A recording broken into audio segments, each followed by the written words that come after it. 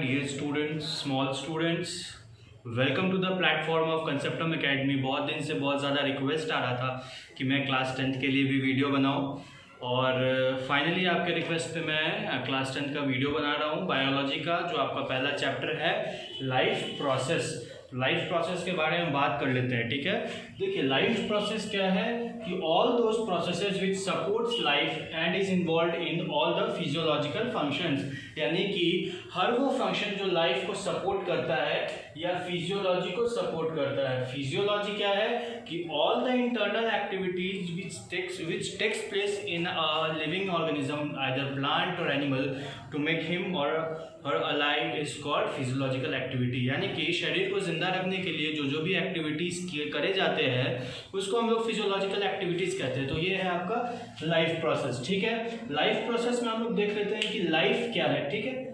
What is life या what is characteristic of living beings. Living beings का characteristics जो है वो क्या होता है ये हम लोग देख लेते हैं। और साथ ही साथ एक चीज जान लीजिए, कभी कभी लिविंग ऑर्गेनिज्म को एनिमेट भी कह दिया जाता है। एनिमेट किसको कह दिया जाता है? लिविंग को। ये एनसीईआरटी हायर क्लासेस में यूज करता है। और inanimate is the word which is used for the non livings, which is used by the NCERT. चलिए हम लोग देख लेते हैं कुछ खास पॉइंट। ग्रोथ, यानी हर लिविंग ऑर्गेनिज्म क्या करता है? हर लिविंग ऑर्गेनिज्म जो है वो ग्रोथ करता है, ग्रोथ। लेकिन यहाँ पे आप एक चीज जान लीजिए, ग्रोथ फ्रॉम इनसाइड होना चाहिए। आपको सब यही बताएंगे ग्रोथ ग्रोथ ग्रोथ, लेकिन मैं आपको एक्सेप्शन बताता हूँ। एक्सेप्शन क्या है कि ग्रोथ में अगर कोई लिविंग ऑर्गेनिज्म है तो वो ग्रो करता है इंटरनली, एक्सटर्नली ग्रोथ हो सकता है। अगर सैंड रेगिस्तान वगैरह होता है तो रेगिस्तान में एक जगह से बालू दूसरे जगह से आ जाता है, तो दूसरे जगह से जब बालू आ जाता है तो वो उड़ के एक बड़ा पिरामिड बना लिया, फिर उड़ के बड़ा, तो ग्रोथ हुआ ना, ग्रोथ हुआ। अगर यही है, अगर कोई सारा ऐसा चीज़ है, बेंचेस वगैरह है, एक बेंच के ऊपर दूसरा बेंच लगा दें तो उसका हाइट बढ़ गया, ग्रोथ हो गया।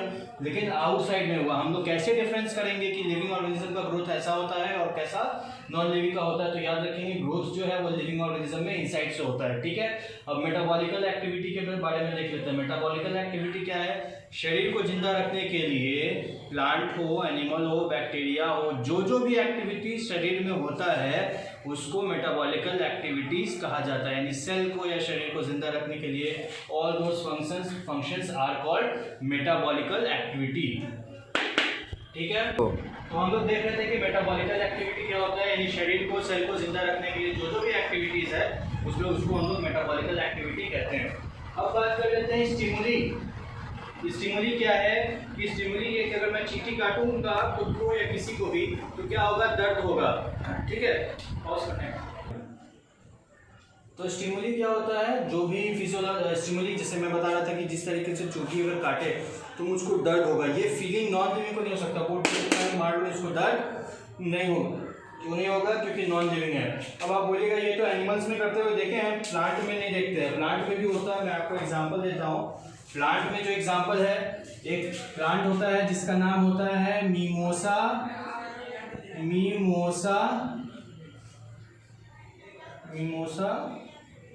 पुडिका। इस तरीके से साइंटिफिक नेम लिखता है बेटा, जिसमें पहला वर्ड कैपिटल होगा, बाकी सब स्मॉल होगा। हाथ से लिखने पर सेपरेटली अंडरलाइन कर देते हैं। प्रिंटेड होता है तो इटैलिक्स में होता है।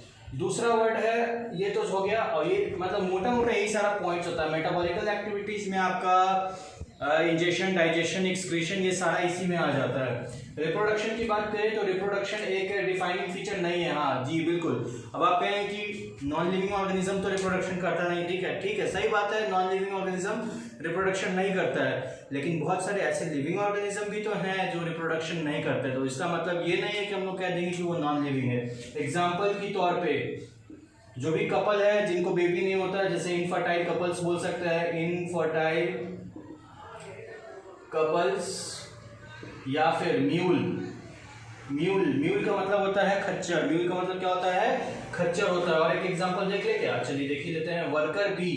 वर्कर बी प्रजाति होता है एक मधुमक्खी का जो रिप्रोडक्शन करने की एबिलिटी नहीं रखता, लेकिन है तो लिविंग ऑर्गेनिज्म। तो यहाँ पे ये नहीं कह सकते कि नॉन लिविंग होगा, ठीक है, ये समझ गए। चलिए आगे बढ़ते हैं। अब हम लोग बात कर लेते हैं न्यूट्रिशन की। न्यूट्रिशन क्या होता है? Intake and utilisation of food for the purpose of obtaining energy, यानी कि जब हम कुछ अपने अंदर लेते हैं, कुछ फूड को अपने अंदर लेते हैं और उससे क्या वो पर्पस क्या होता है हमारा, क्या उद्देश्य होता है? उद्देश्य ये होता है कि हम उससे क्या कर सके, एनर्जी दे सके। क्या करेंगे एनर्जी देके? ग्रोथ लेंगे, ठीक है। अब न्यूट्रिशन हो गया। न्यूट्रिएंट क्या होता है? न्यूट्रिएंट हर वो सब्सटेंसेस जो हम लोग न्यूट्रिशन में लेते हैं, वो सब्सटेंसेस जो हम लोग न्यूट्रिशन में लेते हैं for the purpose of energy, उसी को न्यूट्रिएंट कहा जाता है। अब देखते हैं डाइट। डाइट क्या होता है? जो भी खाना हम लोग खाते हैं, the food we eat is called diet. और बैलेंस डाइट क्या होता है? वही बैलेंस डाइट का मतलब ऐसा खाना जिसमें प्रॉपर प्रोटीन हो, कार्ब्स यानी कार्बोहाइड्रेट हो, वाइटामिन हो, मिनरल्स हो, तो इसको क्या कहते हैं हम लोग?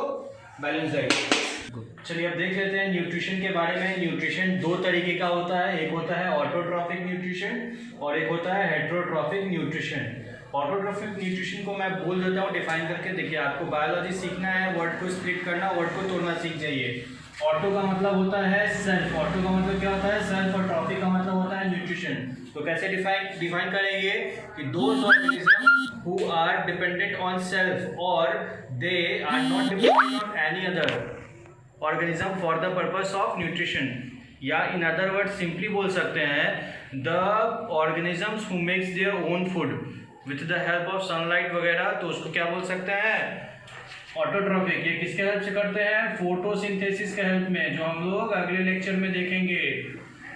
हेटेरोट्रॉफिक की बात करें, हेटेरो का मतलब अदर्स और ट्रॉफिक का मतलब न्यूट्रिशन, यानी कि those organisms who depends on others for their nutrition, such type of process is called heterotrophic, जैसे हम लोग करते हैं अदर ऑर्गेनिजम्स। ये तीन तरीके का होता है, सैप्रोट्रॉफिक, पैरासाइटिक, होलोजोइक। सैप्रोट्रॉफिक क्या है? फिर से ध्यान से सुनिएगा।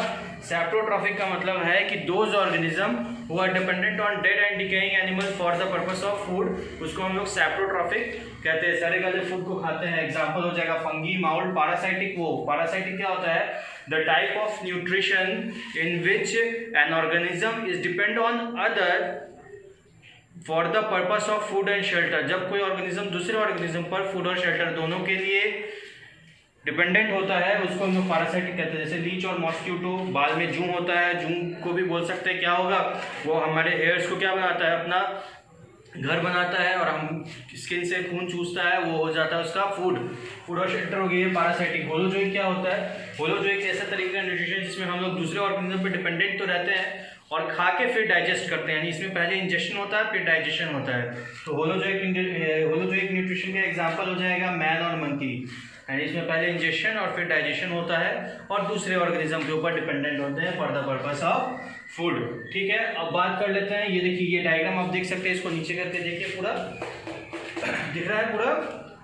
इसमें आप कर देखिए क्या है कि आपका डाइजेशन इस तरीके से होता है। ये वेंट पाइप है, ये फूड पाइप है, इसको आप गलेट भी कहते हैं। ये जो पाइप है ये है ईसोफेगस, पर लिखा जाता है ओइसोफेगस, पढ़ा जाता है ईसोफेगस।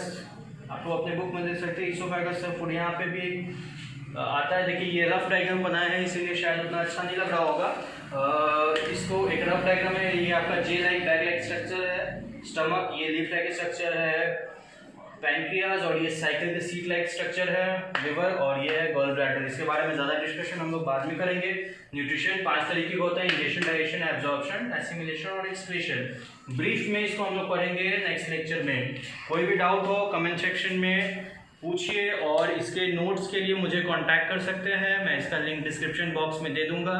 ठीक है, थैंक यू, खूब अच्छे से पढ़िए, और कोई भी डाउट हो कांटेक्ट कीजिए। Thank you.